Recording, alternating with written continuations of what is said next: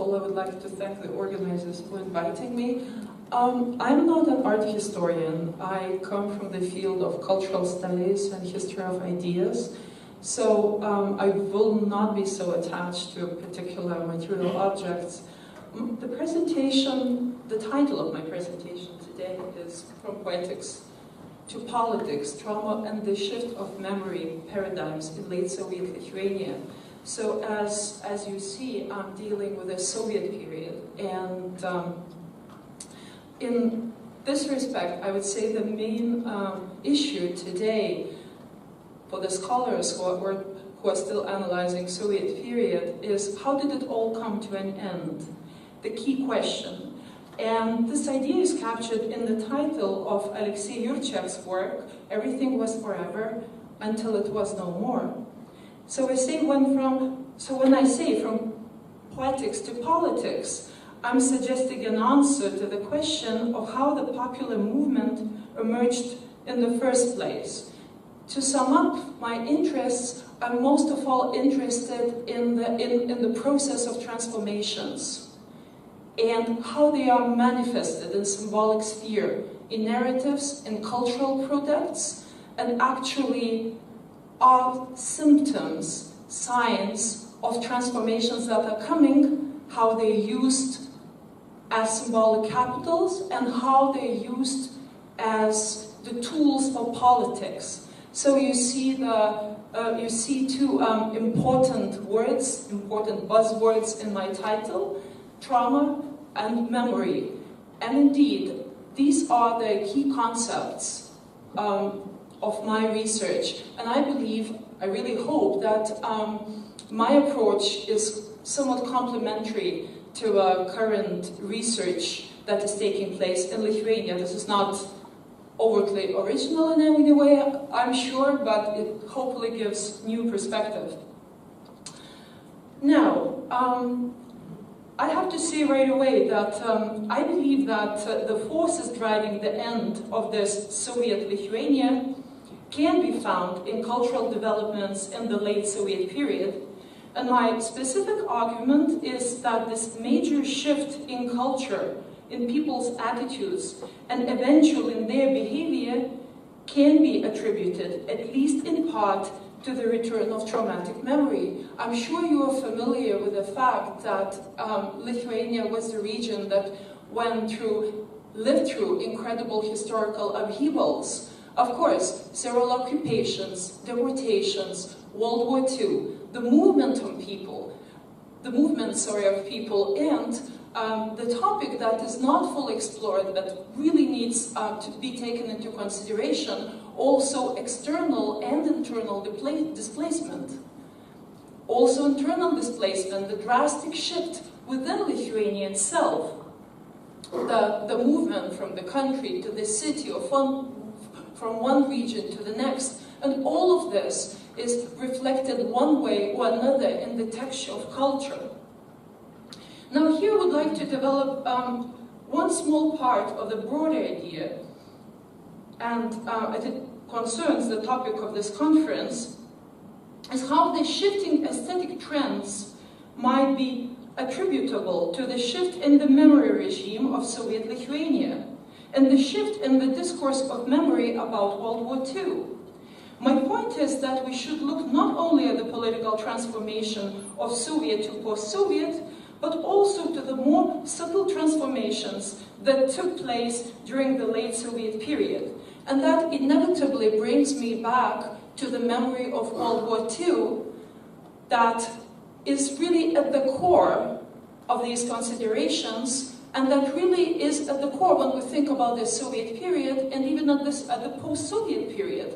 For me, looking from the perspective of, thinking about my interest in transformations, that century is still, in a way, continuous. It's a long century. And that's why the dynamic of memory and the memory narratives that emerge or re-emerge, they have new quality. They seem to be exceptionally important.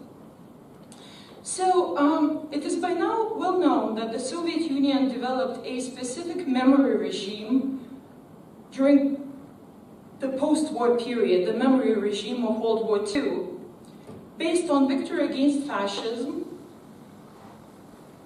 also glorification of the hero, expressed in various forms, political and cultural symbolism. Not immediately, but over time, the 9th of May came to be seen as the most genuine of Soviet holidays. And the more time has passed, the more pompous it seemed to be, to the point that it has become to symbolize some stagnant, especially in Lithuania, some stagnant, unimportant form of memory that can be disregarded. There is another aspect that has to be remembered here. As Tony Judd has eloquently argued, some processes right after World War II were startlingly similar in Western Europe and in Eastern Europe. What was similar? Well, the fact that right after the war, both sides of Europe, so-called Eastern and Western Bloc, both wanted to forget World War II. Tony Judd calls that period produced a lot of what he calls mismemories. What does he mean by this? Well, in the Soviet Union and the Soviet countries, there was the myth, the very optimistic moment, and the myth of glorious reconstruction and constructing a semi-utopian Soviet order. In Western Europe, it was based on an attempt to reconstruct the economy and actually construct a unified space. In any case, neither part of Europe really wanted to remember the war. If you look at the publishing, at the media of the time, at the newspapers and so on, paradoxically, you see the same rhetoric of optimism in both parts. But then that memory regime, interestingly enough, shifted. Michael Rothberg points out to 1961, and especially the film, cinema really has a huge role to play here. Cinéma Vérité, film, sorry, what? I always, when I try to pronounce in French, I get scared. Chronicle of a Summer. So anyways, I will pronounce it in English. Made in 1961, which brings to the fore the issue of trauma, and specifically Holocaust as the key trauma. With time, gradually, it really becomes almost a template for the representations of trauma in various forms. Now here I don't have these nice slides, but I will go to the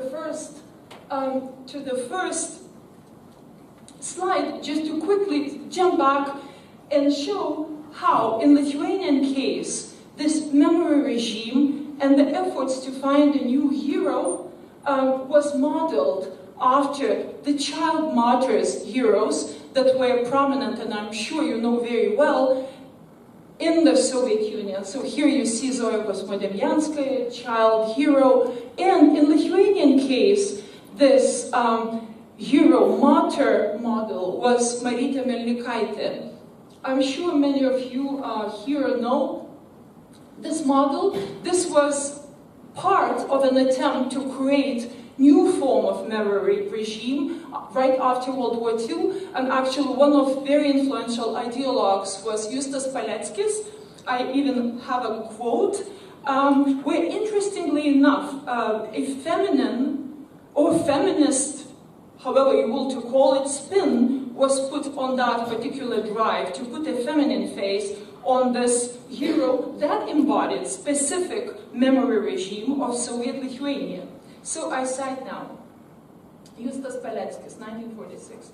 In general, we need to pause for a moment on the topic of our Soviet women. How many women have excelled in fighting units as partisans without even mentioning the famous heroes like Melnikaitė, Marytė, or many others? Take, for example, Danutė Stanelienė. She, a simple worker, fought in a unit, awarded 3 medals, an achievement reached only a dozen soldiers in the entire army. And this woman rose to become a people's deputy to the Supreme Court. In general, there are many more hero workers, women, and none of this is visible in literature or art. No, there is no effort to make more serious representation of this. So this is the criticism. And so here we have this embodiment of the Soviet World War II, Soviet-Lithuanian World War II memory regime in Melnikaitė. And later on, interestingly enough, 3 films were made for Estonia, Latvia, and Lithuania. And for Lithuania, this hero was precisely Marytė Melnikaitė, and an interesting development from from the national maturity to the Soviet maturity. But in any case, it is quite obvious that in the Soviet propaganda, in the propaganda of that particular memory regime, this particular version of socialism was put a woman's face.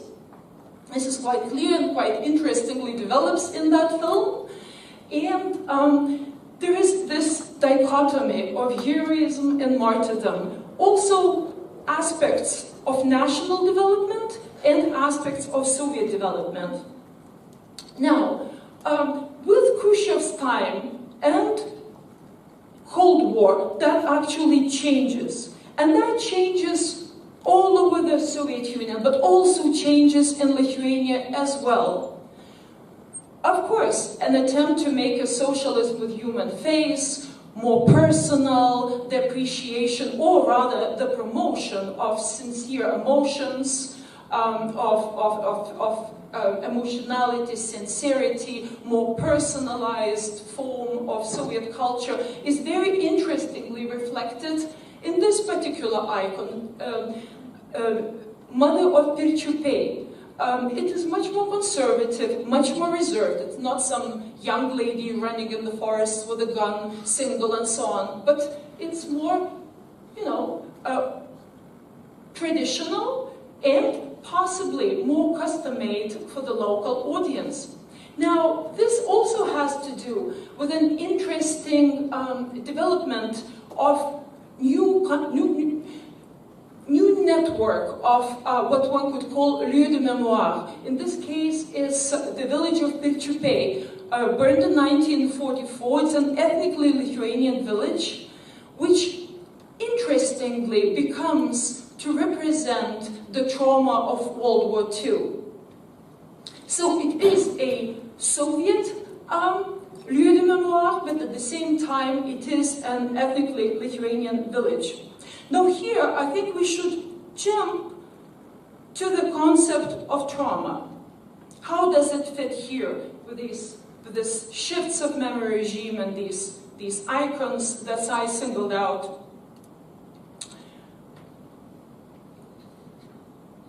Trauma as a buzzword appeared, as I said, in the West European context. Not even in the 60s, but I would say in the 70s. In the 60s, the trauma of the Holocaust comes forth in representations. First of all, cinema. In the 70s, it becomes a form of articulating the experience of World War II, and afterwards, the tool, very powerful tool of the rhetoric of victimhood, and afterwards eventually reaches politics. Now, in Lithuania, trauma is understood very often as a felt psychological state of an individual or group of people. It's natural. It's a concept that came from psychoanalysis and became popular with the development of psychoanalysis, and only then entered social sphere and became a useful analytical tool for interpreters. But we also need to understand trauma and how this state of affect can be instrumentalized as a use for political mobilization, and how its appeal to a certain background of values and emotions that inhere in the populace. In the highly influential programmatic collection of articles entitled Testimony, Crisis of Witnessing in Literature, Psychoanalysis and History, Shoshana Feldman and Davoliūtė argue that the experience of trauma is represented through indirect, non-referential means, and that this mode of communication entails a special mode of reception, which they call sympathetic listening. Trauma theory intersects with cultural studies in its conception of the difficulty with which the survivor, and here we see the figure of survivor coming forth as an idea, as the concept, and afterwards eventually as a political actor, articulates the traumatic experience described by Feldman as a crisis in speaking or listening, or a crisis of representation that paradoxically results or is overcome by creative uses of language. The theory refers to images of the past etched upon the mind of the survivor and reappearing involuntarily, a non-thematized representation of the past which bypasses the author's signifying intentionality, as well as the mediating structures of language and culture. Thus, politics of trauma could not be possible without the already established architecture of the poetics of trauma. The politics of mobilization depends on references, often implicit or subconscious, to signs and significations that inhere in the culture.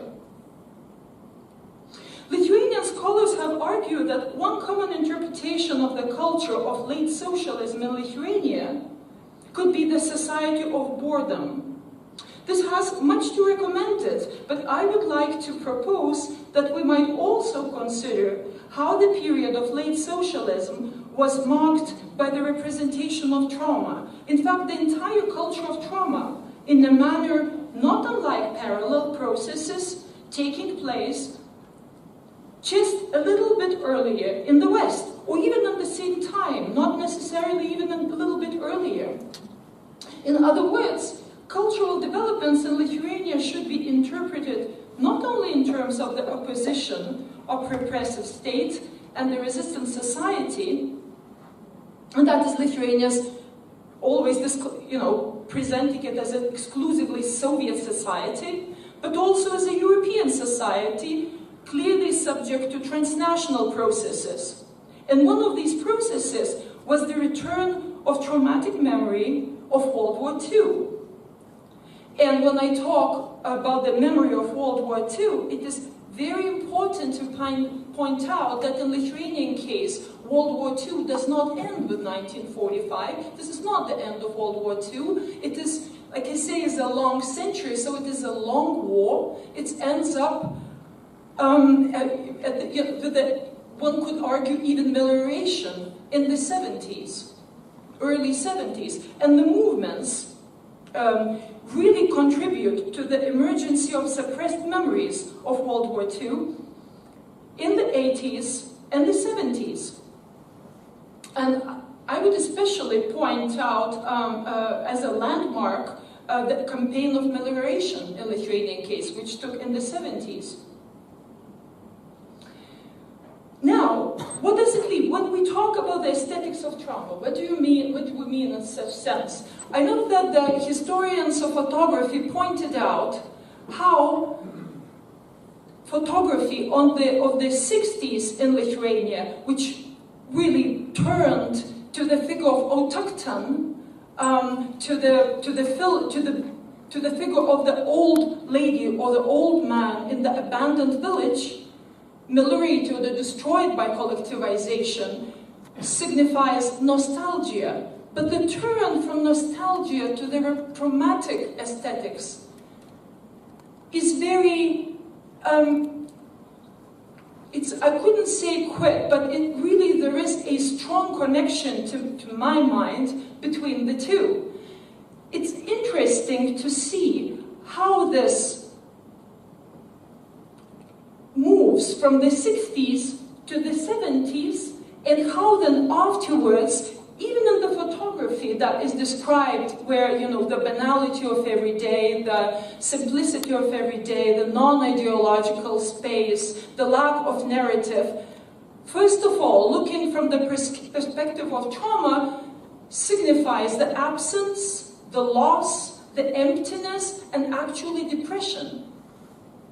Now, when we look at the documentary at the time, which in my mind is interestingly intertwined with photography, I first of all remember the film, Claude Lanzmann's film Shoah, made in 1985. And the specific mode of representation that we see there, that afterwards went so prominently into the body of theoretical elaborations on how to write history and how to understand the history of historical upheavals, in his case, the Holocaust, and how to represent it. So there, one of the most important parts as the places, as the lieu of memory, are empty spots and absences, something that used to be there but is not there before. Now, very similar form of representation and very similar attempts, very similar form of narrating these experiences, traumatic experiences, I see in a number of art representations in Lithuanian context, but one of them I would like to single out is the film by Henrikas Šablevičius of 1888, which is Pabuvom savam lauke. If you have a look actually at Claude Lanzmann's film, and if you have a look at Šablevičius's film, I somehow do not believe that Claude Lanzmann ever read that Šablevičius read Lanzmann's elaboration. Lanzmann talked a lot about what he was doing in a specific form of representation of trauma. And I do not believe that Lanzmann was influenced by Šablevičius, but the form, the matter of representation, the construction of narratives are uniquely similar. And this we could see in a number of cinematic texts. So certainly it points out to certain developments that kind of transcends the boundaries. And afterwards, in 1990, you see more or less similar form of representation in various films that clearly depict the trauma of either deportation or displacement of every kind in Lithuanian context. So what it suggests for me is that we have to do two things, I believe, as scholars.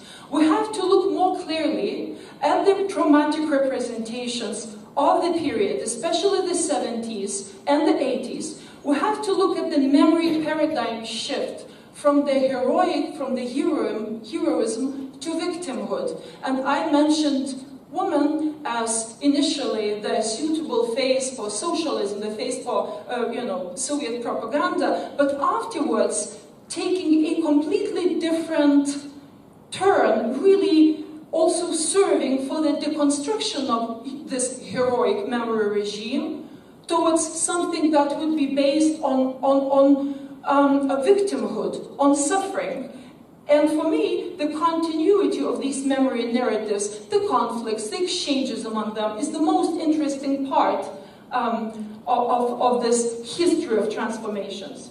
Now, as the last moment, I would just like to invite everybody to think, so what memory regime are we living through now? Is it once again then turned to the heroic memory regime, or are we outside of this dichotomy already of heroism and martyrdom? And what representations can we think about in the cinema about World War II or post-war as really useful tools for understanding of the developments in politics and culture?